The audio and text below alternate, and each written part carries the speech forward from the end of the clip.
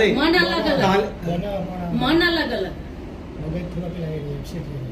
એપ્સિડ તો હાલ ઘરમાં આવું બનાવવાનું છે. એટલે મારે એવું કેવું કે એનું કારણ શું એકદમ આવું ગુસ્સામાં પડ્યું? હા એ બરાબર એ પ્રશ્ન બરાબર.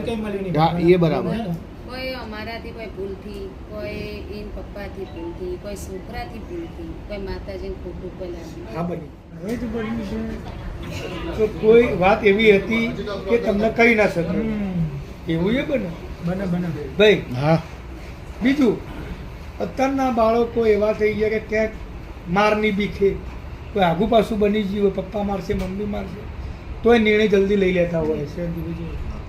દેવગતિ હશે તો હું દેવગતિ કહી દઈશ કે ભાઈ આ દેવગતિનો તકલીફ છે. માં ભગવતી માં જહું કમના વગણે માં દીકરો આવું બનાવ બન્યું છે. દેવગતિનું દુઃખ તને માતા લાગે શું ભાઈ સાચું કે માં ભગવતી જહું તારા દરબારમાં આવ્યા છે, સતની વાતો કરજે. તો 19માં એવા કેવા કેવા બનાવો બન્યા, શું વાત બની છે એટલે જ તે માતા અવળી પડી કે માં આ મેળીને પાલવીઓ નથી નથી તો અગિયાર થાય. મેરેડ પોહાણું નહીં કોને નહીં પહોંચો મેં કોઈ જીવી જીવી નહીં બે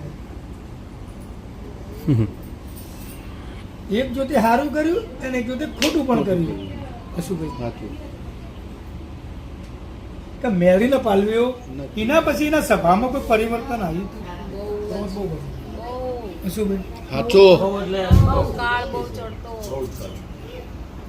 એ તો મને હાથ આડો કરી દીધો તો નથી બચી ગયો. નક્કી દાળ જ મરી જાય.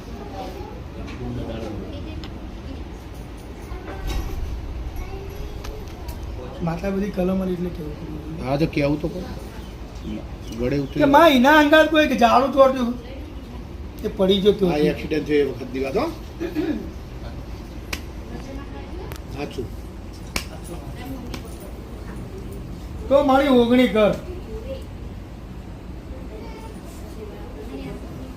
17 માં માં કલમો સર. જરૂર મારી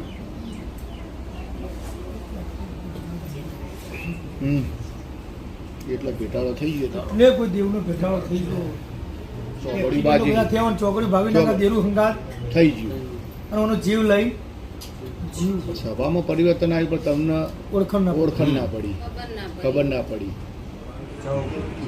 જે મારી સાચું હોય ને માં તો મેળીનો ભૂલ હોય કર્યો ઊંધી હોય